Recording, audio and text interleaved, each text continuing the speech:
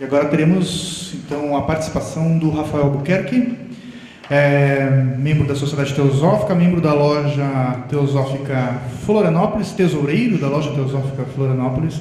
Ele que também é a voz dos jovens na Sociedade Teosófica no Brasil. Ele faz parte da comissão organizadora dos encontros nacionais e internacionais de jovens no Brasil, o qual eu participei do último em fevereiro. Então, no Carnaval, né, esses encontros ocorrem sempre no Carnaval, jovens, fiquem atentos. Então, o último foi no Carnaval, lá em Braslândia, no Instituto Teosófico de Brasília, e o próximo agora será no Centro Raja, né, então está mais pertinho, né, São Paulo, fica mais fácil, mais acessível, né, César está pertinho lá. E esse ano será nacional. Tudo bem, Rafa? Quer falar um pouquinho do evento, fazer uma propaganda antes? Ou... Oi, todo mundo, a gente teve que colocar uma regra de até 35 anos. Então, todo mundo até 35 anos está sendo chamado para o encontro de carnaval. Mas para quem tem mais de 35 anos, tem muitos eventos também acontecendo, né? Sempre. Bom, eu sou manezinho da ilha e eu posso falar muito rápido, e eu sei que a programação está um pouco atrasada, não sei bem como é que vai ficar isso. Então, caso eu comece a atropelar tudo, alguém grita e fala, né? Por favor, não atropele tudo, e eu vou falar com mais calma. Eu acho que antes de começar a falar da palestra, eu preciso fazer um comentário sobre a história dessa palestra, porque eu acho que o Charles me convidou para fazer essa fala, acho que foi em Brasília, né? Quando eu estava lá no evento, e ele me perguntou se eu podia falar sobre budismo, né? Era um encontro de diálogo interreligioso, e eu falei, yes, né? Eu vou falar sobre budismo, um tema que eu adoro, né? Mas o que eu vou falar sobre budismo? Porque o budismo é um universo, né? Tem muita coisa. Eu já tenho até uma outra palestra pronta sobre a Roda da Sansara, eu fiquei me perguntando o que seria. E ele falou, não. E aí, claro, como sou professor universitário, então alguém me pede para dar uma palestra, eu já penso em livros, né? Que vou usar para a minha palestra. Aí ele falou, não, eu queria alguma coisa que trouxesse um pouco da tua experiência no budismo, a tua vivência, alguma coisa que não fosse algo que tu possa encontrar na internet. Foi o que tu me falasse. Aí, claro, me quebrou todas as pernas, eu falei, bom, eu não estou acostumado com isso, eu sou uma pessoa meio acadêmica, mas de qualquer maneira o que eu tentei fazer, então, é pegar, eu tenho um mosquitinho. É o filho. Mas então o que eu fiz foi pegar um tema, que é um tema que, digamos, me assombrou um pouco durante o meu movimento com o budismo, que é a ideia do ecleticismo, né, um olhar eclético sobre o budismo, mas ao mesmo tempo que eu falo um pouco da minha vivência, eu também trago bastante coisas sobre o budismo em si. Eu espero que a mistura dessas duas coisas seja o mais interessante possível para todo mundo. Quem não conhece o budismo talvez conheça um pouquinho do budismo, quem já conhece talvez conheça um pouco da sociedade, vai ficar uma coisa meio misturada. Então, só para fazer um sumário, antes de eu começar a falar, eu vou começar comentando sobre a ideia do ecleticismo e do pensamento eclético para a sociedade teosófica em especial. Depois eu vou fazer um comentário para dizer que a gente pode ter uma visão eclética sobre o budismo, mas a gente também pode perceber que dentro do budismo em si também há elementos de um pensamento eclético. E aí eu quero demarcar especialmente o movimento Mahayana, que é parte do movimento budista, e como que isso se marcou ali no Mahayana, esse ecleticismo. E no final eu tenho uma provocação, que é para quem é da sociedade teosófica, talvez para quem não seja, vai ficar uma provocação mais vazia, mas para a gente pensar e ficar sempre com a mente aberta, né, nós que somos buscadores. E aí sempre conectando com a minha experiência. Vale sempre ressaltar também que a minha experiência com o budismo é bastante breve. Eu comecei há pouco tempo o meu envolvimento com o budismo. Foi um movimento intenso, mas foi há bastante pouco tempo. Então é um recorte bem definido que eu estou dando. E há muitas coisas que pode falar sobre o budismo. Então é só esse pequeno pedacinho que eu escolhi para falar. E obviamente que o budismo é todo um universo que a gente precisaria de várias palestras para falar tudo sobre ele. Mas vamos lá. Primeiro, eu queria só levantar um pouco sobre essa ideia do ecleticismo. E lembrando de uma referência que a Blavatsky faz na Chave para a Teosofia, em que ela cita que a sociedade na qual ela utilizou como referência para criar a sociedade teosófica no século XIX é uma sociedade neoplatônica de Alexandria, que aconteceu mais ou menos no século III, que tinha um dos nomes importantes a essa figura, que seria Plotino, né? E aí ela coloca então o texto, o nome teosofia, que seria ter sido cunhado nesse momento, data do 3º século de nossa era, e os primeiros que o empregaram foram Amônio Sacas e seus discípulos, que fundaram um sistema teosófico eclético. E aí eu queria chamar a atenção para esse termo que ela utiliza da escola que ela usa como base, porque eu acho que é uma palavra muito chave para a forma de pensar de um teosofista, o ecleticismo. Essa sociedade de Alexandria, uma das coisas que ela tinha era justamente a possibilidade de abranger pessoas de diferentes religiões. Então eles tinham filósofos tanto pagãos quanto cristãos. E eles tinham esse diálogo dentro, em harmonia, né, de uma maneira filosófica, acreditando no quê? Acreditando que esse estudo comparativo que nós temos hoje na sociedade teosófica é uma ponte, é uma possibilidade para se buscar algum tipo de essência da espiritualidade, algum tipo de verdade mais profunda por trás das fachadas de cada uma das religiões, né? Se você começa a comparar todas elas, você começa a perceber que tem um núcleo comum que talvez seja aquilo que a gente está realmente procurando em cada uma das religiões. Então, essa ideia do ecleticismo é muito fundamental na sociedade teosófica, embora a gente talvez não use tanto esse termo. E aí eu trouxe 2 sutras, então são sutras budistas, e no budismo a gente chama um sutra, geralmente é uma pequena narrativa que conta um discurso do Buda, né? Do discurso do Buda, esse pessoa, a gente chama Shakyamuni Buda, que viveu há mais ou menos 2.500 anos. Então eu trouxe 2 suttas, que são os suttas mais antigos que nós temos registro, que são os suttas em Pali, que foram preservados no Sri Lanka. E esses suttas, eles já revelam um pouco de o quão eclético pode ser o pensamento budista em si. Porque se eu fosse vindo aqui falar de budismo para vocês, eu poderia falar de budismo em diversas perspectivas. Poderia falar das pessoas no Tibete que vão quilômetros e mais quilômetros se prostrando no chão, né, para desenvolver certas coisas, certo contato com a mente iluminada. Poderia falar de alguns budistas que rezam para Avalokiteshvara, para que depois que eles morram, eles vão para um outro plano de existência. Ou até alguém que é zazen, né, segue o zazen, de repente sentar num local sem nenhum tipo de estímulo, até de frente para a parede, né, essa ideia mais icônica do zazen, e atingir a iluminação insistindo, né, na meditação bem profunda. Então tem muitas maneiras de se pensar o budismo, muitas caras. Mas esses 2 sutras que eu trouxe, eles trazem um pouco do que eu acredito que a gente poderia considerar, e que eu estou propondo isso, talvez mais próximo de qual é a essência do budismo, o ponto principal dele, apesar de todas essas manifestações diversas. Então eu trouxe para a gente ler junto fragmentos desses 2 sutras. Então o primeiro deles, ele está no conjunto de textos, né, Samyutta Nikaya, ou ele se chama As Folhas de Simsapa. Ele fala assim, então é o Buda, né, Shakyamuni Buda, falando para os seus discípulos. O que vocês pensam, bhikkhus? Bhikkhus é como eles chamam seus discípulos. O que é mais numeroso? As poucas folhas de Simsapa que peguei com a minha mão ou aquelas acima de nossas cabeças na floresta de Simsapa? Ou seja, ele pega algumas folhas e diz qual que é mais numerosa. Essas aqui ou todas que estão na floresta? E o bico responde. Venerável Senhor, as folhas que o abençoado pegou com a mão são poucas, mas aquelas sobre as nossas cabeças na floresta são numerosas.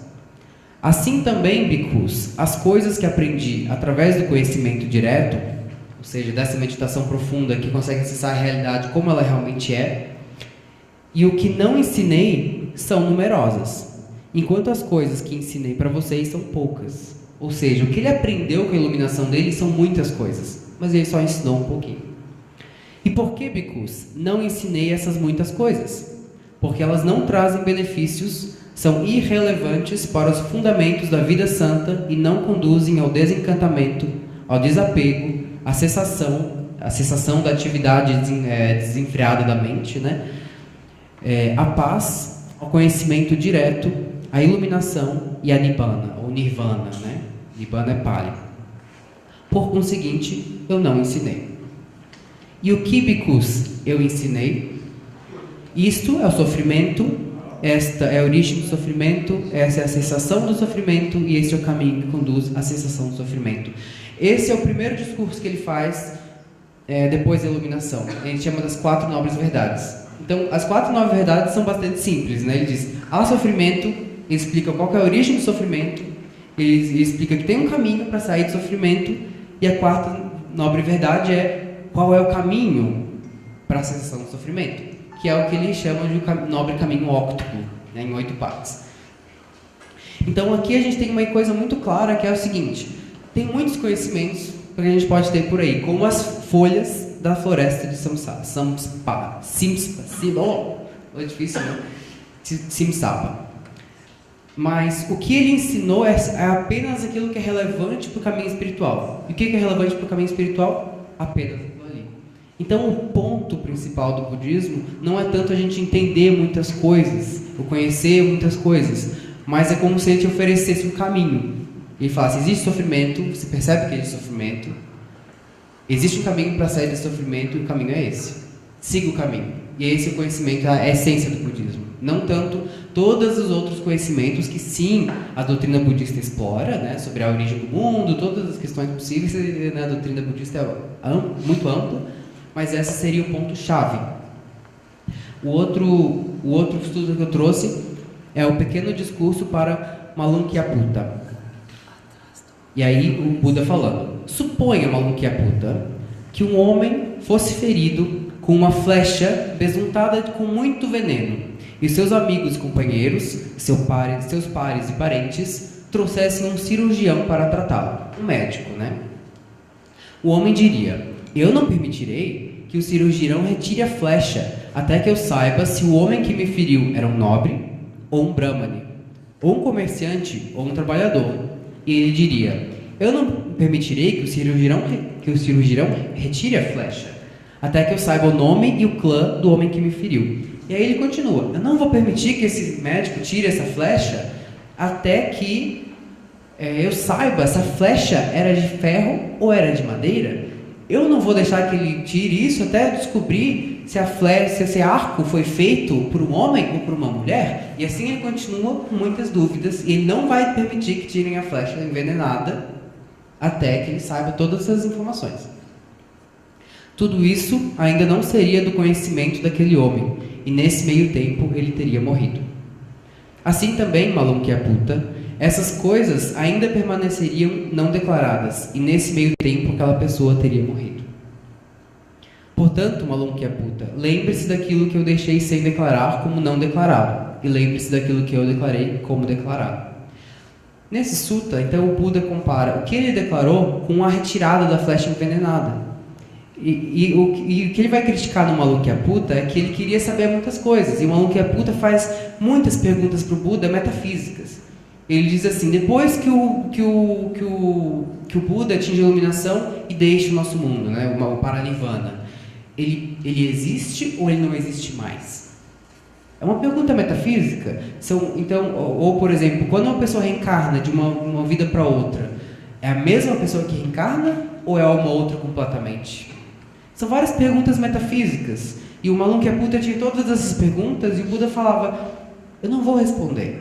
Você está sendo como aquele homem da flecha envenenada. Você quer saber todas essas coisas, mas elas não vão te libertar do sofrimento. O que vai te libertar do sofrimento é o caminho óptimo. É a instrução que ele dá para a vida santa, de meditação e tudo mais. Então, o que ele vai dizer é justamente enfatizar de novo, qual é a essência do budismo? É o caminho que leva à iluminação. Todos os outros conhecimentos ao redor são conhecimentos que podem ser úteis, podem ser interessantes, mas eles não são essa essência. Então, aí a gente tenta conectar com a minha vida, né? Para trazer um pouco essa vivência também. Esse daqui não dá para ver muito bem por causa da luz, mas esse daqui é quando eu me converti, né, para o budismo, faz alguns poucos anos. Então a minha história foi assim, eu estava na sociedade teosófica e eu queria me envolver um pouco mais profundamente com uma religião específica. Eu não queria ficar só na sociedade teosófica pegando um punhadinho de cada. Eu frequentei alguns grupos religiosos, eu acabei descobrindo que eu queria me envolver com o budismo. Eu estava nessa época na Inglaterra, prestes a escrever minha tese de doutorado, e eu pensei, bom, eu vou escrever minha tese de doutorado, eu posso escrever em qualquer lugar da Inglaterra, porque eu posso só vir de vez em quando ver minha orientadora e eu quero ir morar no lado de um templo budista. Só que eu nem sabia direito o que era budismo ainda, sabia assim um pouquinho, tinha lido, né? Aí Aí eu comecei a olhar as possibilidades de grupos budistas na Inglaterra e eu percebi que tinha alguns grupos tradicionais, né, grupos tailandeses do budismo, grupos zen, grupos diferentes, e tinha um tal grupo que era um grupo de e para ocidentais, que é a ordem Triratna que eu tinha mencionado antes. Aí, claro, eu fui cheio de preconceitos, né? Falei, aí eu não vou para um grupo, o que o ocidental sabe de budismo, né? Eu vou para os tailandês ou alguma coisa bem tradicional e tal. Mas, como tinha um grupo desse pessoal Triratna para ocidentais na minha cidade, eu resolvi dar uma investigada antes de me meter nos grupos mais tradicionais asiáticos. Eu me apaixonei, eu achei incrível, eu acabei fazendo curso introdutório, depois eu comecei a ir em todas as atividades que eu podia, depois me convidaram para ir morar na comunidade deles. Eu fui morar, fiquei 7 meses morando dentro da comunidade budista, do centro budista, e foram meses bem intensos, né, de budismo. Por isso que eu falei, eu tenho pouco tempo de budismo, fazem poucos anos, mas de bastante intensidade. E uma das coisas que sempre... tô ali, esse foi o ritual que eu me converto para o budismo, para a comunidade budista local, né? E uma das coisas que sempre me assombrou dentro desse meu envolvimento com o budismo foi essa possibilidade de ser um membro da sociedade teosófica e um budista ao mesmo tempo. O que é uma coisa que não tem nenhum problema para a sociedade teosófica, mas eu não sabia como os budistas viam isso. Então, e isso é uma coisa muito importante para mim. Eu, como livre pensador e livre buscador, não conseguia aceitar que eu me envolvesse com um grupo que exigisse que eu saísse da sociedade teosófica, que fazia parte da minha subjetividade como espiritual, né? Então, eu vou comentar um pouco mais da história depois, o que raio foi acontecendo nesse episódio. Mas isso foi uma coisa que eu comentava com eles e ficava sempre aquela coisa, assim, será que tem problema? Será que é alguma coisa complicada e tal? Mas enfim, depois eu volto. Bom, e esse senhor aqui é um senhor chamado Shankarakshita, é o fundador dessa ordem budista chamada Triratna. Ele é um inglês que passou muitos anos como monge Theravada budista na Índia. Depois ele volta para a Inglaterra e funda essa ordem para ocidentais. E eu trouxe aqui... E uma das coisas que eu gostei muito dele é justamente o pensamento eclético que ele possui. Ele teve influência da sociedade teosófica também. Depois eu vou trazer um pouco mais sobre isso. E eu gostei muito do fato de que ele não era uma ordem budista Theravada, nem de Vajrayana, nem de Zen, nem de Mahayana. Ele era uma ordem budista para ocidentais que usava vários, de todas essas escolas um pouquinho, estudava todas elas um pouco, numa busca mais ampla. E obviamente cada indivíduo pode focar em alguma escola específica, né? E ele também fez uma definição que me interessa nessa definição de budismo, em que ele colocou assim: baseado no fato de que o Dharma são os ensinamentos do Buda. Baseado no fato de que o Dharma é, como o Buda explicitamente declara, essencialmente aquilo que conduz à iluminação, necessariamente pode-se concluir que o que quer que conduza à iluminação é Dharma. Então, se tem algum outro caminho, alguma outra forma, algum outro, né, seja com a ayahuasca, seja com o yoga, seja com alguma outra coisa, que conduza à iluminação, nessa versão expandida, né, a gente sabe que Dharma tem muitos conceitos, mas nessa versão expandida de Dharma, todas essas coisas seriam Dharma, que conduzem à iluminação, portanto seriam budismo, digamos assim. Claro, a gente está pegando o conceito do Dharma do budismo e prolongando ela um pouco, né? E aí ele fala: o único teste de quão genuína é qualquer escola budista é a sua capacidade de gerar seres iluminados. É para isso que serve o budismo, né? Gerar seres iluminados. É esse o propósito. Se ele não está fazendo isso bem, não é uma boa escola budista, né? Desse ponto de vista. Aí eu trouxe aqui só mais um outro fragmento, que é outra ideia que é recorrente no budismo, só para fortalecer um pouco mais essa ideia de que dentro do budismo a gente encontra indícios de um pensamento bastante eclético. Então a gente tem, por exemplo, essas 4 dependências. Então o que ele fala? Dependa do ensinamento, não da pessoa. Ou seja, tanto o Buda quanto a Madame Blavatsky, que também falava, de não ficar preso à noção de autoridade. Fala, não é porque eu estou falando que dá certo. Vai experimentar você mesmo. Experimente, ingresse no caminho espiritual e descubra e perceba. Não acredite só porque eu estou falando. Então dependa do ensinamento, não da pessoa. Dependa do significado, não das palavras. Então às vezes a gente se perde nas palavras, na literalidade. E fala, não, a gente tem que buscar o significado por trás das palavras. Tem até aquela ideia, né, do tolo, que quando o sábio aponta para uma estrela, o tolo olha para o dedo.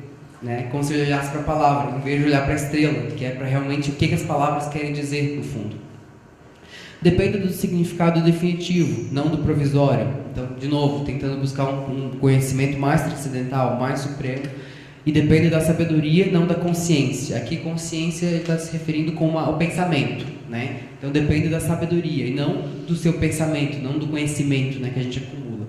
Então, a gente vê que se a gente pegar só o primeiro, depende do ensinamento, não da pessoa, então significa que se o ensinamento de Krishna for bom, se o ensinamento de Jesus Cristo for bom, o ensinamento é bom. Não importa se é budista ou se não é, dentro de uma perspectiva budista. Então, quer dizer, eles já têm algumas perspectivas budistas já têm elementos bastante ecléticos e universais, né? Isso, então, de certa maneira, a escola budista em si pode ser bem eclética, assim como ela pode não ser também. Ela pode ser bem sectária, né? E alguns grupos budistas podem ser mais sectários.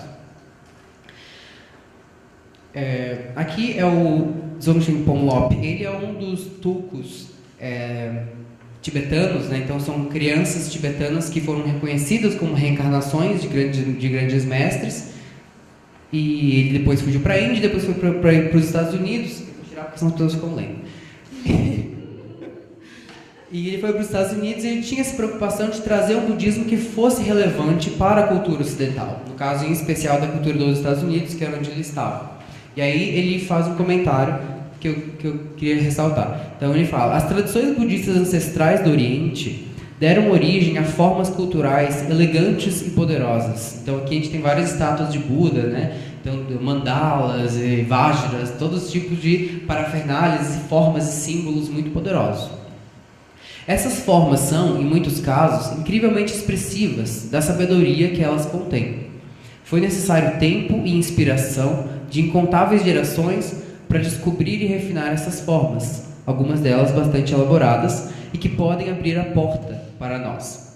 Uma vez que caminhamos através da porta, no entanto, encontramos um paradoxo. A forma desaparece.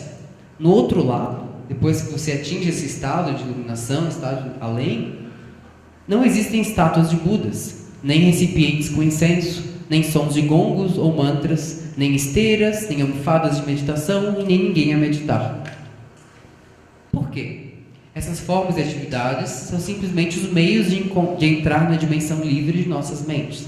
Ou seja, tudo isso que a gente vê como ferramentas da religião são só ferramentas. Do outro lado, não importa. Do outro lado, elas não existem mais. Então, na verdade, o que a gente precisa fazer é utilizar, seja quais forem as ferramentas que nós tivermos à disposição, que tiver mais a ver conosco e que forem mais eficientes, para chegar lá, né? Nesse estado de iluminação. E aí ele continua: o Buda disse que depois que ele partisse, a comunidade budista deveria continuar de acordo com os tempos e com a sociedade. Ele estava dizendo que a comunidade budista deveria mudar conforme necessário, de forma a permanecer contemporâneo e relacionar-se harmoniosamente com a sociedade. Esse é o conselho central do Buda. Então, na história do budismo, a gente vai ver que houve algumas tendências mais conservadoras com relação ao que é budismo e algumas outras mais progressistas, vamos falar assim, mais abertas à mudança, para considerar o que pode ser o budismo. E aí o Ponlop, claro, ele vem de uma tradição, né, Mahayana, Vajrayana, né, tibetana, então a gente sabe que ele vai ter uma visão mais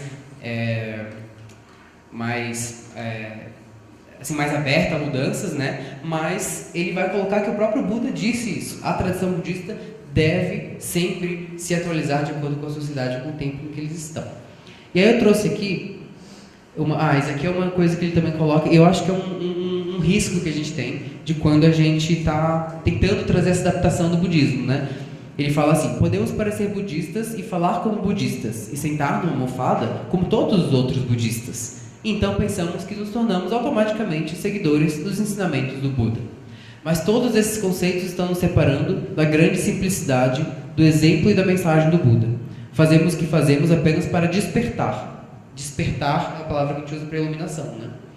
Simplesmente para nos libertarmos. Qualquer formato que utilizemos é apenas para ajudar esse propósito. Aí eu até coloquei aqui porque eu acho que um risco que a gente tem quando a gente tenta adaptar uma sabedoria ancestral do nosso próprio contexto é perder a essência, se perder do caminho, né? Então, eu até coloquei aqui, por exemplo, pessoas praticando yoga, porque a gente pode, por exemplo, ir para aulas de yoga, claro que pode fazer yoga muito bem no Ocidente, mas também pode ir fazer aulas de yoga no Ocidente que acabam virando só um exercício que não tem nenhuma relação mais com algum propósito mais transcendental. Ou, por exemplo, como algumas vertentes do movimento Mindfulness, né, que hoje a atenção plena que é muito popular e que a gente sabe que tem estudos psicológicos que mostram que é muito eficiente, né, o Mindfulness para vários tipos de tratamento psicológico, mas que, de certa maneira, se a gente começar a usar o Mindfulness, né, meditação, num contexto empresarial, para que você se torne um empresário cada vez mais bem-sucedido e um trabalhador cada vez mais eficiente, o que você está fazendo é usando essa técnica, né, meditação e mindfulness, para entrar cada vez mais no samsara, cada vez mais no mundo mundano, cada vez mais nas coisas mais mundanas do trabalho, do materialismo, enquanto a gente acabou de ver qual é a essência do budismo. A essência do budismo é conduzir a iluminação, conduzir ao nirvana. Então, de certa maneira, se você usa as técnicas budistas para ir cada vez mais profundo no samsara, ou seja, cada vez mais profundo no materialismo e nessa mundanidade, é quase como se fosse um anti-dharma, né? É um budismo ao contrário. Então, algumas coisas que a gente tem que tomar cuidado quando a gente adapta, né? E como a gente faz isso de maneira responsável ou não. Mas eu trouxe aqui um panorama histórico que eu vou passar bem rápido, só para a gente ter uma ideia.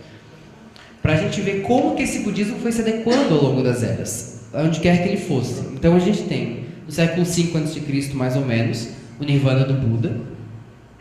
E aí a gente tem, mais ou menos no ano 340 a.C., a primeira cisão, né? Então, um grupo mais conservador e um grupo mais progressista. Então, a gente tem os Taviras, como ficaram conhecidos, um grupo mais conservador, que queriam utilizar as regras do Buda, como ele falou, daquela maneira que estava registrado nos escritos. Enquanto os Mahasankikas eram aqueles que queriam fazer algumas coisas um pouco diferentes, incluindo um pouco mais as pessoas leigas. Porque antes era uma coisa muito apenas para os monges, né? Eu não vou entrar aqui nos detalhes, nem é uma área que eu conheço em profundidade, mas só para dar um panorama de algumas divisões que aconteceram. Então, mais tarde apareceram os Pudgalavadins. Eles talvez sejam uns pré-teosofistas, no sentido de que eles acreditavam que existia uma entidade que reencarna de uma vida para outra, enquanto muitos budistas negam isso. Então, eles acreditavam em Pugdala, né? Que é esse ser que se mantém o mesmo de uma encarnação para outra. Enfim, e depois a gente tem uma outra divisão entre os Sarvastivadins e os Vibhajyavadins, que vai dar origem depois ao Theravada, que é a única tradição dessa linhagem aqui, alguns chamam de Hinayana, né, que sobrevive até hoje, né, e a gente chama de budismo do sul. Então essa linha aqui, de certa maneira, então, que vai culminar nos Vajrayavadins, Theravada e nos Sarvastivadins. Então, é o Theravada no sul, né, no Sri Lanka, e os Sarvastivadins no noroeste da Índia e na Caxemira, são grupos mais conservadores. Então, existe um código de conduta para monges, que é o Vinaya, que foi escrito poucas gerações depois que o Buda teve o Paranirvana, deixou a Terra. E esses grupos tendem a seguir as regras de maneira mais rígida e mais estrita, porque foi dessa maneira que o Buda colocou. Já os Mahasangikas, a gente pode colocar que eles foram precursores de um movimento que foi surgir apenas 5 séculos depois do Buda, que é o que a gente chama de movimento Mahayana. Então ele vai surgir depois, né, ainda depois daquilo ali, daquelas divisões que apareceram, que surgiu o Mahayana, mais ou menos no século I, na Índia. E aí aqui tem algumas divisões do Mahayana, né? Então o Madhyamikas, o Yogacharas, e aqui depois vai ter vários outros movimentos, né? Como o Chan, o Zen, o Vajrayana, né? O Tantra. Então eu não vou entrar em todos os detalhes, porque o que me interessa só é o Mahayana nesse momento. Então o Mahayana, ele tem várias diferenças com relação às escolas iniciais. E uma das coisas que eles têm é que eles foram muito mais universalistas na sua abordagem. E, portanto, foram, de maneira geral, mais bem-sucedidos em converter outras pessoas. Porque eles conseguiam agregar melhor essas pessoas de diversas culturas, diversos passados religiosos. Vou trazer aqui algumas ideias. Então, sobre o início do Mahayana. Com a convicção de que o Dharma sempre precisa de novas reformulações, de forma a corresponder às necessidades das novas eras, das novas populações e das novas circunstâncias sociais, eles começaram a produzir uma nova literatura. Então, em vez de repetir a mesma literatura que já tinha sido colocada poucas gerações depois do falecimento do Buda, eles começaram a produzir uma nova literatura, uma renovação na doutrina. Apenas a repetição, eles acreditavam, não pode sustentar uma religião viva, a não ser que seja equilibrada com inovação constante, tornar-se-á fossilizada e perderá suas qualidades de prover a vida. Claro, né, a gente sabe que uma dos conceitos mais fundamentais do budismo é a ideia de impermanência, né, anicca. Então, é coerente que a religião budista se proponha a ser sempre mudando de acordo com a necessidade. Mas aí, o Edward Conze, que é um estudioso bem importante do budismo, ele vai acrescentar algo interessante. Algo que pode ser difícil de entender é que essas pessoas que fizeram essa inovação mahayana, insistiram em apresentar esses novos escritos, claramente produzidos séculos após a morte do Buda, como as palavras do Buda em pessoa. Então eles estavam trazendo uma renovação na doutrina, novas ideias, mas estranhamente eles diziam que aqueles discursos novos eram, na verdade, discursos originais do Buda. E isso é uma coisa curiosa do Mahayana que eu quero tentar explicar aqui. Então, ele continua. Os Mahayanistas tentaram ligar seus novos escritos com o Buda histórico. A gente chama o Buda Shakyamuni, né? O Buda do século V, mais ou menos antes de Cristo, século VI, com um número de ficções mitológicas. Então eles criaram quase como se fosse uma mitologia para criar novas narrativas e histórias envolvendo Shakyamuni e Buda. Eles alegavam que os textos foram milagrosamente preservados por 5 séculos e armazenados em locais subterrâneos pelas Nagas. Nagas são criaturas da mitologia indiana, que são serpentes que vivem no fundo do mar, que estão relacionados com a sabedoria. Então, até coloquei aqui uma figura do tipo uma serpente, e a gente pode sugerir uma interpretação esotérica dessas Nagas como se fosse a própria serpente Kundalini, que a gente chama a serpente interna, né? Então, de certa forma, eles estão falando que foi preservado pelas Nagas nas cavernas subterrâneas, como se fosse lá nos oceanos e tal. Mas, de certa forma, é como se eles estivessem sugerindo que foram preservados como segredos que só poderiam ser acessados por aqueles que conseguem a iluminação através dessa energia interior. Mas continuamos. Como Nagarjuna coloca, 500 anos depois do Nirvana do Buda, quando a boa lei, o budismo, né, o Dharma, após ter gradualmente entrado em declínio e estava em grande perigo, esses tesouros do passado foram desenterrados, revelados e reconhecidos, de forma a reviver a doutrina. Então, essa ideia de que eles criaram coisas novas e novas histórias, dizendo que estavam escondidos e que tinham encontrado esses pergaminhos secretos, é uma maneira muito curiosa para a gente pensar. Por quê? Será que eles estavam mentindo? Né? Será que eles estavam enganando as pessoas do seu tempo, dizendo que existia os pergaminhos, os discursos do Buda que nunca existiram? Eu quero levantar essa ideia, e para responder essa pergunta eu quero falar de um outro conceito então, que mas ganha muita força no Mahayana, que é o conceito de upaya. A gente chama de skillful action. Então é uma ação hábil. Upaya, os bodhisattvas são seres santos no Mahayana. Eles têm 6 perfeições, 6 características que eles tentam desenvolver. Ou 10. Então, em alguns casos tem 6 características, algumas vezes tem 10. Upaya é a 7ª. Então é meio que uma mais avançada, vamos dizer assim, dos santos. E o Upaya é a característica de você dar um ensinamento exatamente como aquela pessoa precisa. E é uma característica que o Buda teria, porque dependendo de quem o Buda encontrava no caminho, se era um grande rei, se era um sábio, se era um comerciante, ele dava o seu ensinamento de maneira diferente, exatamente aquele que a pessoa precisava ouvir. Então essa era uma característica do Buda. O meio hábil, então esse upaya, né, é a habilidade de fazer florescer as potencialidades espirituais de diferentes pessoas, por declarações ou ações que são ajustadas para suas necessidades e adaptadas para sua capacidade de compreensão. Ou seja, ele vai falar aquilo que você precisa ouvir para poder florescer as suas capacidades espirituais. Verdade seja dita, tudo o que descrevemos até agora sobre o que constitui o Mahayana é apenas meio hábil e nada mais. Eu quero ressaltar essa frase que eu vou relembrá-los depois dela. Verdade seja dita, tudo o que descrevemos até agora sobre o que constitui a Mahayana, todos esses novos ensinamentos, todos esses novos escritos, todas essas novas ideias e conceitos, é apenas meio hábil e nada mais. É apenas adaptando um discurso antigo para aquilo que as pessoas precisavam ouvir naquele momento para que florescesse as suas capacidades espirituais. É uma série de ficções, olha só a palavra que ele usa, é uma palavra bem forte, né, para utilizar. É uma série de ficções elaboradas para conduzir à salvação dos seres. Na verdade, não existem Budas, Bodhisattvas, que são homens santos, né, enfim, perfeições ou estágios. Todos esses são produtos da nossa imaginação, apenas artifícios, concessões para as necessidades das pessoas ignorantes, projetadas para conduzi-las de balsa até o que está além. Tudo que não seja o uno, também chamado de vazio, ou ser, shunyata, né, o vazio, não possui existência real. No entanto, é útil dizê-lo, porque a salvação dos seres exige isso. E aí a gente entra numa contradição muito estranha. A contradição é, nós estamos falando coisas, contando histórias, contando conceitos que, em última análise, não existem. São ficções.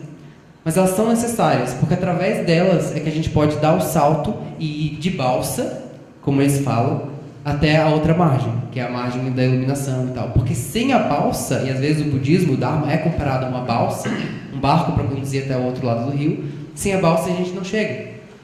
Mas a balsa não é o outro lado. A balsa é só uma ferramenta que você precisa naquele momento evolutivo. Depois você abandona a balsa e vai embora. Aliás, os budistas vão falar que a ignorância seria você usar a balsa para atravessar o rio, depois colocar a balsa nas costas e sair andando pela terra. Depois que você usou para atravessar o rio, a balsa não faz mais sentido, né? Então a gente coloquei aqui uma imagem como alguém contando histórias, né? Como se fosse contando histórias em volta da fogueira, que todo mundo sabe que são histórias que não são verdade, mas que elas têm um valor mesmo assim. É uma ideia bem provocativa. E aí ele continua. Precisamos explicar por que os Mahayanistas foram missionários tão mais efetivos que os Hinayanistas, que são aqueles mais conservadores, né? Dentro dessa visão de como deve ser o comportamento monástico, né? Não é que esses tivessem menos dedicação, mas eles tinham a desvantagem de serem um tanto quanto inflexíveis e literais, enquanto o Mahayana permitia muito mais liberdade na interpretação das escrituras. Isso se aplicava tanto a regras monásticas quanto a proposições doutrinárias. Por exemplo, se as regras sobre o consumo de carne forem interpretadas rigidamente, populações nômades permanecerão sem o consolo do Dharma, porque entre eles as regras do Vinaya, que são o código de conduta dos monges, não pode ser seguida rigidamente. A gente sabe que o budismo se espalhou para terras onde viviam populações nômades, a gente sabe que o budismo se espalhou para terras montanhosas, nos Himalaias, né, no Tibete, no Nepal, etc., na Mongólia. E naqueles lugares é muito mais difícil você viver sem carne, porque eles não têm tantas terras férteis assim. Então, se você tiver uma coisa muito rígida, dificilmente aqueles povos vão conseguir lidar com essa doutrina. Monges Mahayana rapidamente encontraram formas de lidar com regras complicadas e as reinterpretaram de forma a se adequar às circunstâncias. De especial importância para o sucesso de suas expedições missionárias foi sua atitude para com a regra do Vinaya, que proibia monges de praticar medicina. Nessas regras do Vinaya, embora as regras do Vinaya sejam as mais antigas, né, os escritos em Pali sejam mais antigos que a gente tem do Buda, mesmo assim eles foram escritos gerações após a morte do Buda. Então eles não são exatamente precisos no que o Buda disse ou deixou de dizer. Mas nessas regras originais, proibia os monges de fazerem medicina, assim como a prestar serviços, por exemplo, de astrologia. Né? O código do Vinaya proíbe que os monges façam esse tipo de coisa. Sendo que em algumas regiões, essa foi uma grande importância que os monges tiveram com o uso da medicina. E com o uso de consultas astrológicas, por exemplo, todo tipo de trabalho que depois se faz no Vajrayana, no Tantra, que se você pegar o Vinaya original, ele proíbe, mas que ganhou grande importância para os monges depois em outros povos e em outros locais. Essa fé nas três joias, e o Buda às vezes coloca, né, que o fé poderia ser resumido assim, nas três joias, no Buda, no Dharma, os ensinamentos, e no Sangha, a comunidade espiritual. Essa fé nas três joias não é exclusiva e não subentende uma rejeição de suas crenças ancestrais e dos usos religiosos bramânicos de seu ambiente social. Ou seja, essa crença não exigia que se abandonasse as crenças anteriores. As três joias não são um deus ciumento e não se ofendem pela veneração das divindades do país ou da casta de uma pessoa. Grande cuidado foi tomado para minimizar as diferenças entre opiniões de budistas e não budistas, para absorver tanto das visões pré-existentes dos convertidos quanto possível, sejam eles taoístas, Shinto, maniqueus ou xamanistas. Então, todas essas versões aqui, então, quando o budismo foi para o Tibete, ele se mesclou e teve muita influência com o Bon, que é o xamanismo tibetano. Quando ele foi para a China, teve muita influência do confucionismo e do taoísmo. Quando foi para o Japão, do Shinto. Quando foi para o Irã, dos maniqueus. Então, ele reconhece essa sabedoria nos diversos locais, mas ele apresenta a sua própria proposta e que se mescla. Então, ele é flexível, a doutrina é flexível. E isso fez com que o Mahayana tivesse mais facilidade para se espalhar do que o Theravada, o Hinayana. Embora hoje também tem muitos países Hinayana. E aí aqui tem uma provocação do Ponlop, que eu tinha comentado, que mora nos Estados Unidos. Precisamos encontrar uma forma de conectar esses ensinamentos ancestrais de sabedoria com nossas sensibilidades contemporâneas. Apenas removendo valores culturais e sociais irrelevantes. Aí ele está falando forte também, A gente não precisa concordar exatamente com isso, mas a gente pode pegar a ideia que ele está tratando. Apenas removendo valores culturais e sociais irrelevantes, nós veremos o espectro completo dessa sabedoria em sua forma desvelada e o que ela tem a oferecer para nossas culturas modernas. Uma verdadeira mescla dessa sabedoria antiga com a psique do mundo moderno não pode existir enquanto estivermos presos firmemente aos hábitos puramente culturais e valores do Ocidente ou Oriente.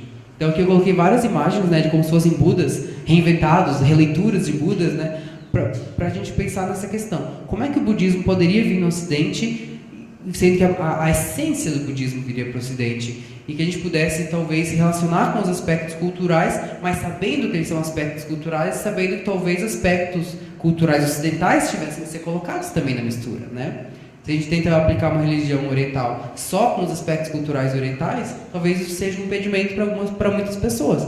Embora talvez algumas outras pessoas consigam, se relacionar com uma cultura puramente oriental. Mas talvez para outras precise dessa adaptação. E aí a gente chega de novo um pouco na minha história, Então esse aqui é o Shangarakshita, é o fundador da ordem que eu comentei. E aí eu vou comentar um pouquinho do trabalho dele, porque ele foi uma das pessoas que tentou fazer isso. Trazer o budismo para o Ocidente, de maneira que faz sentido para os ocidentais. Então o Ponlop que eu coloquei é outro, um budista tibetano, tentando fazer repensar o budismo para o Ocidente. A gente sabe que, de certa maneira, membros da sociedade teosófica também tiveram sua importância nisso, Então o próprio Olcott, ele tenta não apenas trazer a sabedoria budista, o Olcott foi um dos fundadores, o primeiro presidente da sociedade teosófica. Ele traz os conhecimentos para o Ocidente, mas ele também tenta trazer uma harmonia e um diálogo entre as escolas diferentes do budismo, A gente sabe que, por exemplo, Anagarika Dharmapala foi um jovem do Sri Lanka, que estava muito interessado em teosofia quando ele tinha cerca de 17 anos e queria se dedicar completamente à sociedade teosófica. E aí Madame Blavatsky conheceu ele e o que ela disse para esse rapaz? Ele fala: não venha, não se envolva tanto com a sociedade teosófica. O seu papel maior não é aqui. Você vai estudar Pali e você vai trabalhar para o budismo. E essa figura, o Anagarika Dharmapala, acabou se tornando o principal nome da restauração do budismo na Índia. E ele foi conhecido com Olcott, depois eles acabaram tendo desavenças e tal. Mas, então, a própria Blavatsky teve, a grandiosidade para dizer, não, o seu papel é resgatar essa religião ancestral, que na época estava quase morta na Índia, e não necessariamente vir para trabalhar para a sociedade teosófica, porque Madame Blavatsky tinha uma visão altamente não sectária, uma visão altamente altruísta pela humanidade e pelo mundo, não só pela sociedade teosófica. Mas aí a gente chega no Shangarakshita. Como eu falei, ele tinha ido para a Índia, ficou vários anos lá como um monge Theravada, que são os monges mais tradicionais, teve muito contato tanto com o Zen quanto com o budismo tibetano, que inclui tanto o Mahayana quanto o Tantra. Então ele era muito versado em budismo, conhecia muito da sociedade teosófica também. E aí ele vem, final da década de 60, ele vem para a Inglaterra e tenta criar o seu movimento budista adaptado para ocidentais. E aí eu trouxe um livrinho, que é um livrinho sobre a história dessa ordem, um trechinho, que eu acho muito curioso, porque ele conta um pouco das aventuras, porque é uma coisa desafiadora. Como é que se adapta uma sabedoria ancestral para um contexto completamente diferente? Né? E esse trabalho dele de tentar encontrar isso no meio de uma cultura, movimentos de contracultura, hippie, drogas, liberação sexual no final da década de 60, foi uma loucura. Depois a ordem se estabilizou com uma coisa mais tranquila. Mas ele diz assim, o historiador, Vajragupta: naqueles primeiros tempos, Shankarakshita não poderia saber a forma que o novo budismo iria tomar. Ele gradualmente aprendeu como comunicar o Dharma para o seu público contemporâneo e fez com que ele fosse relevante para eles. Aquele foi um momento intenso e visionário, que mais tarde foi descrito por outros como seu período xamânico. Nesse período, ele escreveu muitos poemas, teve sonhos muito vívidos e teve novos níveis de inspiração. Ele deixou seu cabelo crescer, ele era um monge Theravada, então deixar o cabelo crescer é uma ação bastante estranha, Deixou o cabelo crescer, usava muitos anéis, experimentou LSD algumas vezes, envolveu-se sexualmente com alguns jovens adultos à sua volta e frequentava teatros e cinemas experimentais. O que ele fez foi, ao mesmo tempo que ele tentava trazer um novo budismo para o Ocidente, ele tentava incorporar coisas da cultura ocidental da Inglaterra da década de 60 nesse novo budismo, de maneira a encontrar alguma coisa, mas o mais importante, ele não estava tentando fazer isso de maneira intelectual. Ele estava tentando fazer isso como? Através de meios mais transcendentais possíveis, de todos os lados que ele foi atirando, Depois a ordem se tornou muito mais estável e tranquila, e tal, mas teve esse momento inicial de efervescência de ideias pela busca. Como é que o budismo se adapta para o Ocidente, E aí a gente chega na minha história pessoal. Então, como eu falei, eu cheguei lá e eu perguntava para os monges, eles não têm monges, são membros da ordem. Como é que é? Eu posso ser um Mitra? Mitra é um amigo, meu amigo da ordem. Posso ser um Mitra e membro da Sociedade Teosófica? No final das contas, eles disseram que sim. Só que quando eu perguntava assim, eu posso virar um membro? Posso ser ordenado na sua ordem e ser um membro da Sociedade Teosófica? E aí eles diziam assim, a gente não sabe, porque a maioria dos membros não conhecia a Sociedade Teosófica de fato. E aquilo me incomodava profundamente, porque eu quase pedi para ser membro da ordem. Eu estava muito envolvido com a ordem budista. E me incomodava profundamente o fato de que eu teria que abandonar a sociedade teosófica, porque é uma coisa que estava muito perto dentro de mim, que eu achava completamente inaceitável e incoerente. Mas para ser membro da ordem, você tinha que ser muito dedicado àquela ordem. Então ficava essa dúvida e ninguém conseguia me responder. Até que eu resolvi botar um ponto final nessa questão e escrevi um e-mail para o próprio Shankarakshita, porque ele ainda está vivo, ele tem 93 anos agora. Então faz uns poucos anos eu escrevi para ele um e-mail contando toda a minha história e tal, e perguntando o que ele achava disso. E aí eu trouxe aqui um fragmento do e-mail que ele me respondeu sobre isso, que eu achei interessante. Ele não me respondeu, ele tem um rapaz que estava cuidando dele, que escreveu para ele, porque ele tem 93 anos, ele não está mais escrevendo, está aposentado da ordem, Mas ele escreveu assim: ao longo de sua vida, então ele que escreveu, Shankarakshita teve bastante contato com teosofistas e diferentes lojas da sociedade teosófica, e escreveu sobre isso em alguns de seus textos. Como eu suponho que você saiba, Isis Sem Véu, de Madame Blavatsky, então, para quem não sabe, Isis Sem Véu foi o primeiro grande obra da Madame Blavatsky. No início da sociedade teosófica, ela escreveu tomos muito complexos, Isis Sem Véu foi importante para ele em sua adolescência, algo que ele comenta na Estrada do Arco-Íris, o primeiro de seus relatos biográficos. Na Estrada do Arco-Íris, ele também descreve-se como membro da loja de Singapura, da loja teosófica de Singapura. Então, aparentemente, Shankarakshita era um membro da sociedade teosófica por um período de tempo, logo após a guerra, e os amigos que ele fez lá. Mais tarde, ele teve amigos teosofistas em Calcutá e Bombaim, especialmente na última. Ele palestrou várias vezes em diferentes lojas e foi frequentemente solicitado para falar do ideal do Bodhisattva. Ele também ministrou uma palestra chamada Paradoxo e Poesia na Voz do Silêncio. A Voz do Silêncio é uma das grandes obras da Blavatsky também, que ela publicou, né? Que acabou sendo incluído em seu livro A Religião da Arte. Ele não vê inconsistência em ser um teosofista e um mitra, ou mesmo um teosofista e um membro da ordem. Ele sabe, através de contato com teosofistas, que alguns seguem o Vedanta, alguns o budismo, alguns a Igreja Católica Liberal, alguns a Cabala e por aí vai. Esse foi um e-mail. Quando eu recebi esse e-mail, ele lavou a minha alma, porque essa coisa estava me incomodando há muito tempo e seria muito decepcionante se a resposta tivesse sido diferente, porque eu gostava muito da ordem e seria muito decepcionante se ele falar: não, se você quiser ser um membro da ordem, você tem que escolher. Porque isso era completa liberdade de pensamento, liberdade de buscador e com a minha história, né? Então, quando de certa maneira, eu nunca quis testar a ordem Triratna, nunca foi esse o objetivo. Mas se isso pode ser considerado um teste da ordem Triratna, para mim, eles passaram. É uma ordem que eu tenho muita estima, né? Eu acabei não pedindo para ser um membro da ordem no final das contas, porque eu sabia que eu ia para Florianópolis depois e eu ia ficar meio isolado da ordem, então eu preferi não pedir. Mas talvez eu peça um dia ainda, não sei. Mas para mim foi um pouco dessa história de acabar percebendo que sim, Shangarakshita propôs uma ordem eclética de budismo que aproveita de várias escolas de budismo, e sim, ele também é uma ordem que, de maneira coerente, né, ele aceitaria que as pessoas continuem livres buscadores dentro de sua organização. Eu sei que muitos de vocês nunca ouviram falar da ordem Triratna, mas eu acho que pode ser uma reflexão para os diferentes caminhos que a gente passa, né? Porque alguns caminhos vão falar: não, se você quiser entrar aqui, você tem que abandonar isso, tem que abandonar aquilo, não pode frequentar isso, não pode frequentar aquilo, não pode ler isso, não pode ler aquilo, né? E aí, só para finalizar, agora minha provocação dos últimos minutos é a seguinte. Aí é mais para os teosofistas, mas eu vou tentar explicar para que todo mundo entenda. Esse aqui é o Sinnett, é um dos membros importantes do início da Sociedade Teosófica, e ele escreveu um livro chamado Budismo Esotérico. Esse livro trouxe muitos problemas para a Sociedade Teosófica, porque algumas pessoas começaram a dizer que, na verdade, teosofia era basicamente budismo esotérico, ou seja, budismo que antes era secreto, que agora foi revelado. E aí a Blavatsky escreve, né, inclusive aqui eu trouxe, que ela escreve na Chave para o Silêncio, elas tentando se defender, esclarecer essa questão. Diz assim: frequentemente vocês, teosofistas, são considerados como budistas esotéricos.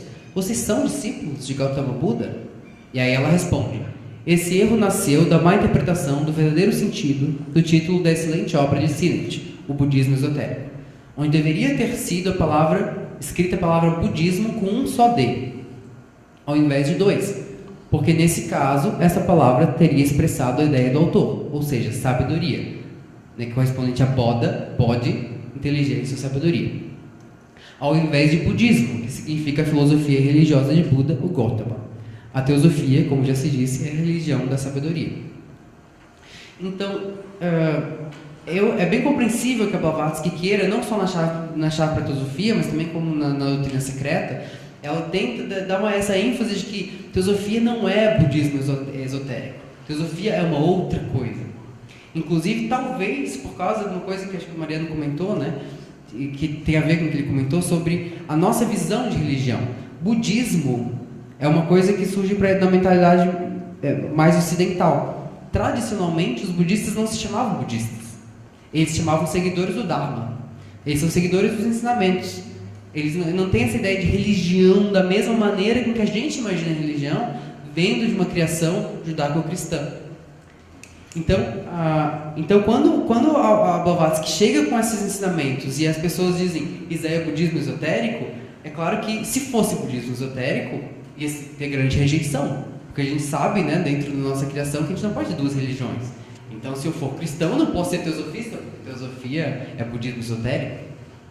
No entanto, embora ela coloque essa questão de que não é budismo esotérico, se a gente for pensar no budismo, no sentido da essência do budismo, que eu tentei mostrar para vocês hoje, né, a questão do ensinamento que conduz à iluminação, de certa forma, é sim budismo esotérico se for pensado nesse sentido, pode ser considerado assim. Embora, se a gente pensar o budismo como todas essas questões culturais que vêm junto, né, toda essa história, aí claramente não é, né?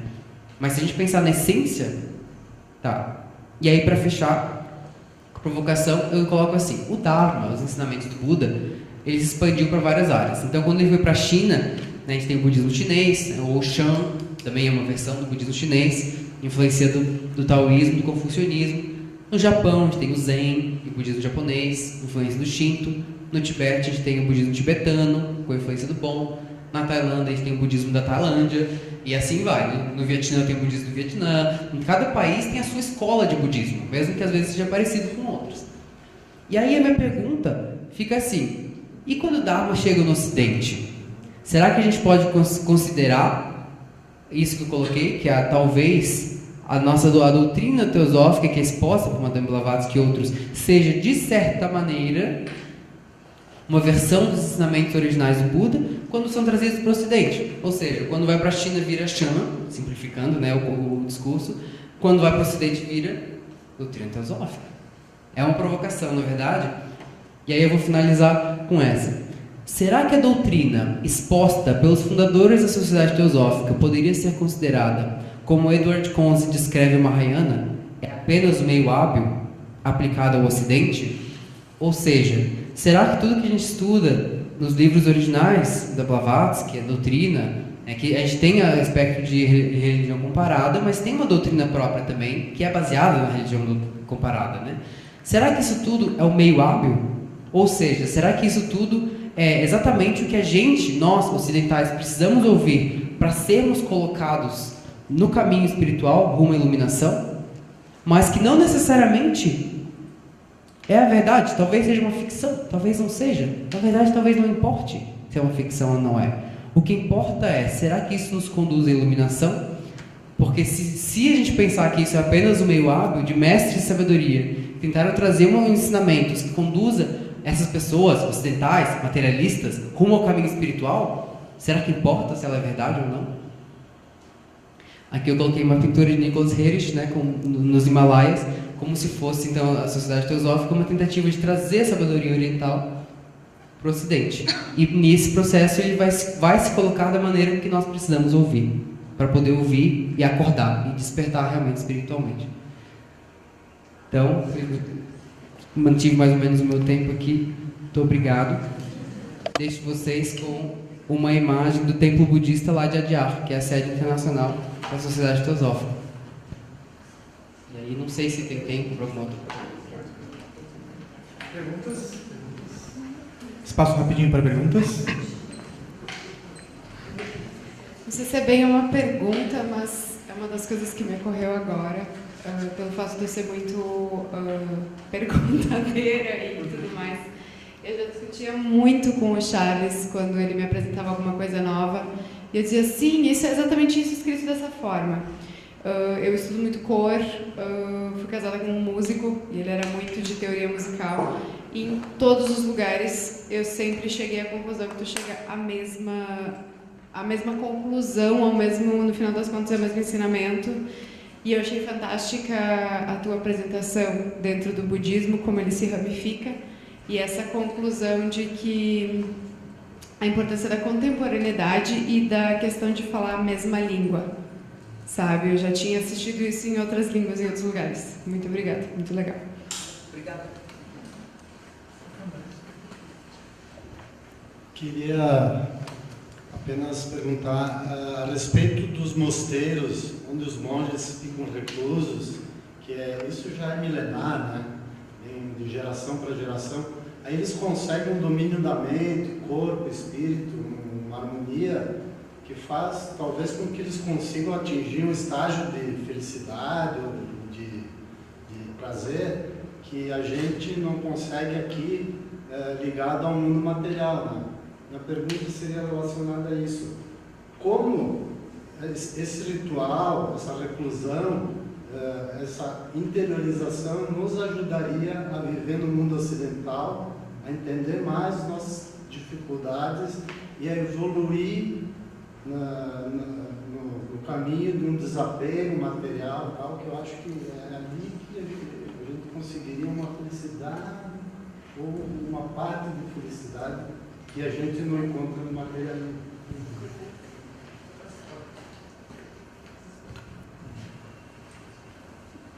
Tá, então, assim, o budismo não foi sempre monástico.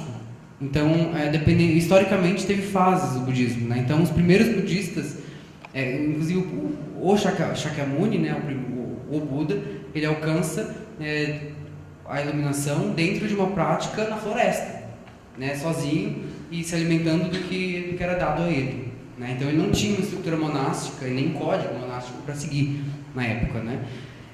E isso foi uma tradição ainda por um tempo na Índia depois disso. Das pessoas que queriam atingir a iluminação e se tornarem homens santos ou mulheres santas, que elas iam para a reclusão, iam para a floresta atingir isso, né?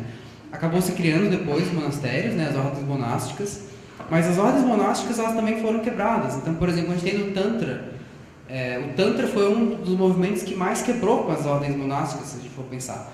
Porque o Tantra permitia que pessoas, supostamente homens, mulheres, homens santos principalmente, pudessem ter vida conjugal, ou pudessem comer carne, e pudessem ter outros tipos de relação que as regras originais não permitiam. O próprio Mahayana foi um movimento de tentar fazer com que o budismo fosse relevante não só para as pessoas, para os monges, mas que fosse relevante para os leigos também. Para quem tem interesse no budismo, mas que não tem essa disponibilidade toda para se virar um monge e seguir os códigos monásticos. Eu acho que esses movimentos, tanto do Ponlop, tanto o Shangarakshita, o Chikchak, eu nunca sei falar o nome dele, do vietnamita, né, que mora na França, até mesmo o Dalai Lama, eu acho que eles tentam trazer a sabedoria budista de uma maneira que a gente consiga ler no Ocidente e entender. Agora, né, o budismo é baseado na ideia de karma, né, uma das coisas fundamentais. Então, de certa maneira, o Dharma responde de acordo com aquilo que você consegue colocar ali, né? Eu acho que a gente pode ler budismo quando está esperando a consulta do médico, de vez em uma vez por semana, ou sei lá o quê, e sentir um certo conforto com isso, mas se a gente quer, mas obviamente que se você puder dedicar mais tempo, né, desde meditação diária ou até virando monge, no caso mais extremo, claro que ele também vai responder mais para você, mas é uma dificuldade mesmo, né? Inclusive a ordem Triratna não tem monges, porque justamente como ela é feita para ocidentais e dificilmente os ocidentais vão ter essa disponibilidade para viver a vida monástica como os tempos antigos, eles tentam criar novos métodos, novos meios, né? E aí está no processo de criação. Eu acho que o budismo ocidental ainda está no processo de formulação, né? E a gente tem que buscar, quem tem interesse no budismo, como que a gente pode se apropriar, como que encaixa na minha vida, né? E aí o apelo da minha palestra é justamente para a gente tentar não se prender demais à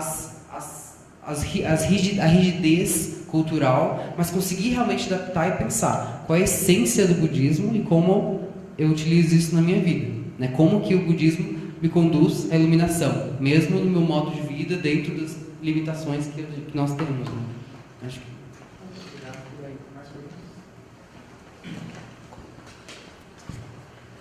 Eu só queria aproveitar para dar um exemplo que para mim explica muito, que o Rafael apresentou os sutras de Buda, que são como se fosse a estrada que o budista vai. E muitas vezes quando a gente vai falar de Tantra, o Tantra seria o veículo que a gente vai usar para caminhar nessa estrada. E quando ele fala isso da maleabilidade da doutrina, me lembra uma historinha que o Charles contou no livro dele, também em algum vídeo, que tinha lá um senhor que ele meditava em casa e fazia um esforço bem grande para fazer as meditações e conseguir alcançar a iluminação. Só que o gato dele ficava querendo brincar com ele, passava a unha e distraía ele, não conseguia meditar. Aí o que o cara fez? Ele comprou uma coleirinha e amarrou o gato no pé da cama. E aí conseguiu meditar e se iluminou. Aí o que os seguidores deles fizeram? Amarraram o gato na cama para se iluminar. Parece que, como eu falei, eu acho que a ideia de Shangarakshita é muito interessante. A gente julga uma ordem budista pela sua capacidade de gerar seres iluminados. Isso talvez signifique que algumas ordens mais rígidas, mais tradicionais, também sejam eficientes. Então eu não quis, na minha palestra, pode dar essa impressão também, dizer que o Theravada é pior porque ele é mais tradicional, porque ele é mais rígido. Não. quem tem que julgar isso é quem está seguindo o caminho Theravada, né? Se o caminho mais rígido tradicional do Vinaya funciona para eles, esse é o objetivo, que funcione, né? Então, mantras, todas as formas que a gente tem, né? Mantras tradicionais, né? Formas tradicionais, todas elas têm o seu valor, né? Só que a gente tem que poder ter caminhos alternativos quando eles não funcionarem pra gente. Mais alguma coisa nesse sentido. Só queria dizer que a história do gato não é minha, tá? É da obra Escola de Mistérios, da Clara Cotte. Mas está no meu livro como uma citação. É só para te acrescentar uma coisa. Sempre me incomodou a primeira nobre verdade, até que eu consegui ver no Valpola Raula que o original em Pali é dukkha. E dukkha você pode traduzir por insatisfatório. A partir do momento que você traduza, em vez de sofrimento, porque vê se você entende, inclusive eu discuti isso com Alberto Brum, ele prefere sofrimento, eu não prefiro.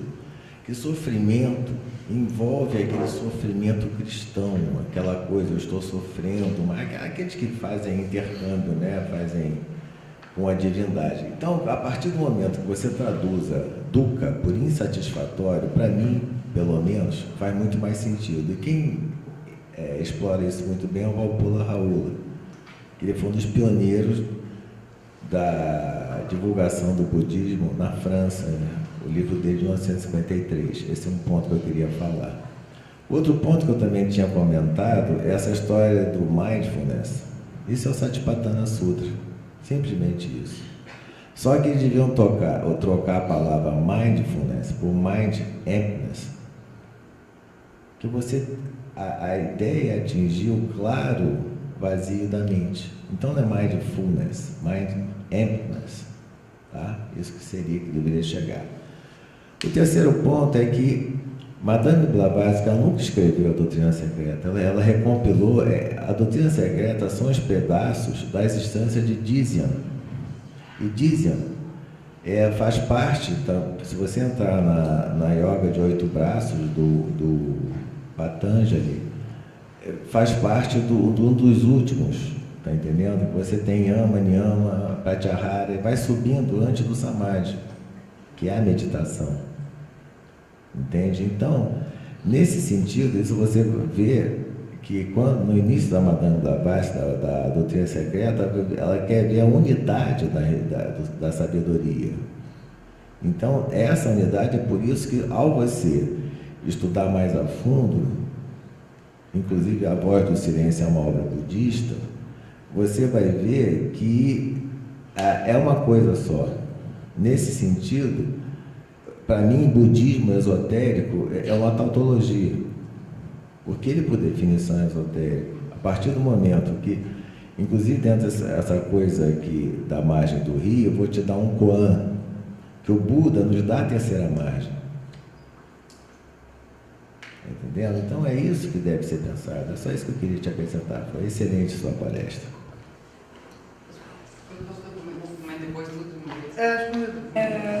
Quando tu falaste, Rafael, do caminho para a cessação do sofrimento, como tu aplica isso na tua vida diária?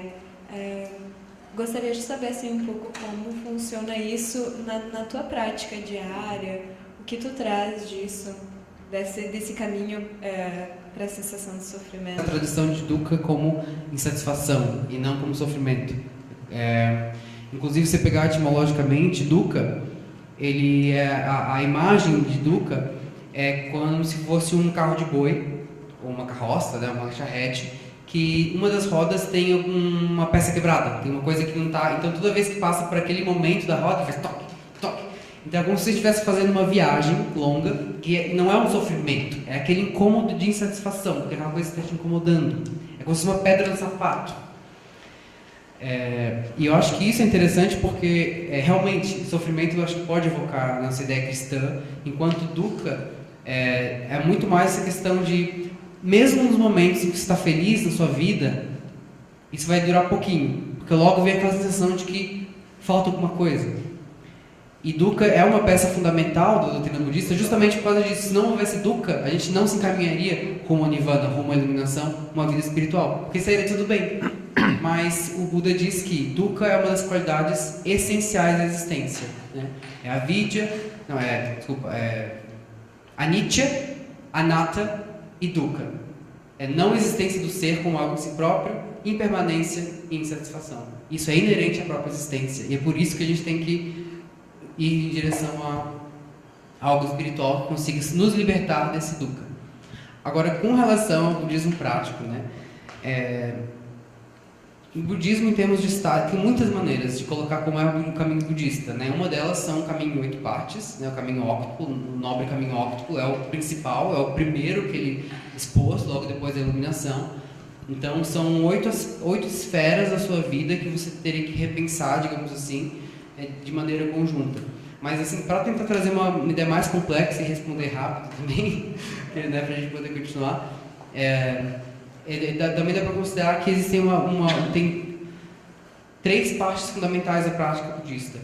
Uma delas é chamada moralidade, a gente poderia chamar de ética, que são todos os ensinamentos do Buda sobre como viver uma vida melhor, mais ética, e eles têm um fundamento no sentido de também te trazer mais satisfação na vida, porque ser mais ético também te traz uma retribuição, né?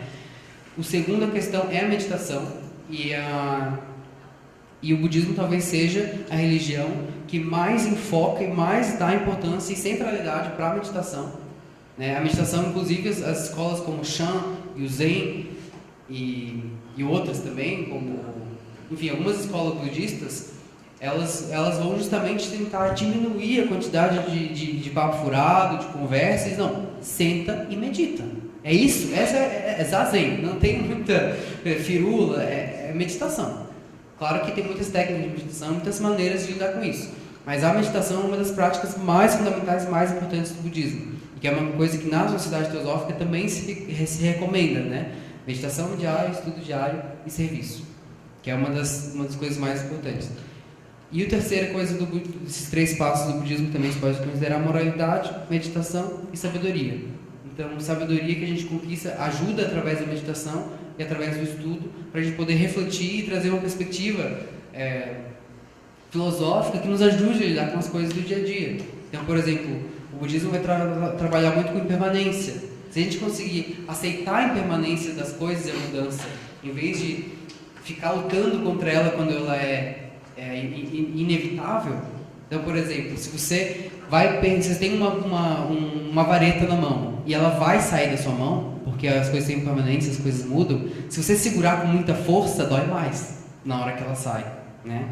Então, de certa maneira, entender esses conceitos e refletir sobre eles ajuda a gente a repensar alguns aspectos da nossa vida que possam trazer um pouco dessa sabedoria. Entender que a impermanência faz parte da vida. Entender que o apego é uma das coisas que nos prende e nos traz sofrimento, né? A maneira que nós nos relacionamos com aquilo que nos dá prazer, a gente não se relaciona com as coisas que nos dão prazer, o aqui e agora, aproveitando o que ele tem para dar. A gente já aproveita isso, mas já se apegando, querendo que isso se repita no futuro, já se apegando, querendo que isso não acabe mais, e aí quando isso acaba, nos traz frustração. Então todos esses conceitos budistas, só dei 2 exemplos, né? São conceitos que através do estudo e da reflexão e da meditação sobre eles começam a ajudar a trazer uma concepção que nos faça sair desses ciclos, né? Desses ciclos viciosos, dessa vida mundana que não tem solução, né? Que é sempre insatisfatória, e sempre vai ser, né? E o Buda diz isso. A vida em samsara, na vida mundana, ela é intrinsecamente satisfatória. Então, acho que são esses 3 aspectos, para não falar os 8 aspectos do Buda, que aí tem uma outra palestra, mas acho que esses 3 pode dar uma boa ideia assim, de que dimensões da vida que a gente pode incluir, né, nessa transformação do ser. Vou fazer uma pergunta pessoal, acho que o que tu faz? O que eu faço? Como tu trabalha? Tu tem algum trabalho? Como é que é a tua rotina do teu dia a dia? Como é que tu coloca isso dentro? Não, a minha rotina do dia a dia eu acho que é normal. Não, assim, uma das coisas fundamentais é a meditação diária, né? Isso é a coisa mais... eu, na minha vida, né, sou professor universitário, às vezes a coisa não rola, mas idealmente é a meditação diária, né? Isso é uma das coisas mais importantes para manter a prática constante. E aí a meditação ela vai desencadear várias coisas, como por exemplo o senso de desapego do eu, desapego das coisas, o senso de serviço, né? Quando você tem menos apego do eu, você tem mais senso de serviço também. Por enquanto, eu só tenho tempo que o meu serviço é mais dedicado para a própria sociedade teosófica, né? Então, sou tesoureiro, eu venho da palestra, né? Mas o ideal é que cada vez mais a gente possa se abrir, né? Para cada vez uma atuação que seja mais altruísta para os outros, claro, que no próprio trabalho, né? Como professor, isso se aplica também, né? Que tipo de professor você é e tal.